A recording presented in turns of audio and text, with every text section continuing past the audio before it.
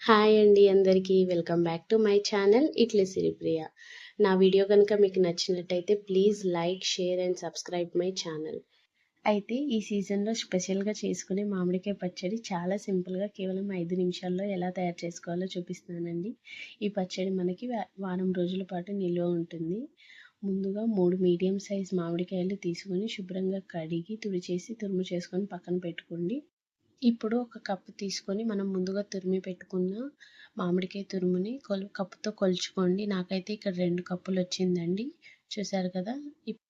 Pan తీసుకొని వేడైన తర్వాత అందులో 1 టీ స్పూన్ మెంతులు, అలాగే 3 టీ స్పూన్ల ఆవాలు వేసి దోరగా ఫ్రై చేసుకోండి.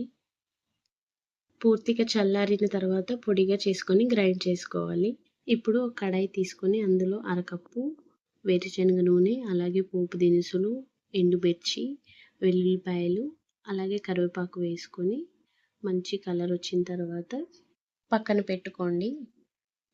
ఇప్పుడు మనం ముందు కొలిచి పెట్టుకున్న అదే కప్పుతో అరకప్పు కారం, పావు కప్పు ఉప్పు వేసుకొని, అలాగే ముందు మనం గ్రైండ్ చేసి పెట్టుకున్న ఆవాలు మెంతుల పొడి వేసుకొని బాగా కలుపుకోండి.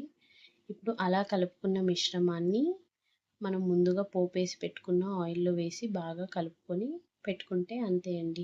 వేడి వేడి అన్నంలో పప్పు వేసుకొని అలా నెయ్యి వేసుకొని 1 స్పూన్ మామిడికాయ తురుము పచ్చడి వేసుకొని తింటే ఉంటుందండి అద్భుత. చాలా సింపుల్గా చేసుకునే ఈ పచ్చడి మీ అందరికీ నచ్చిందని ఖచ్చితంగా నమ్ముతున్నాను. మీరు కూడా తప్పగా ట్రై చేసి నాకు కామెంట్ బాక్స్లో చెప్పండి. మీకు కనుక నా ఛానల్ నచ్చినట్లయితే please like, share and subscribe my YouTube channel ఇట్లీ సిరిప్రియ.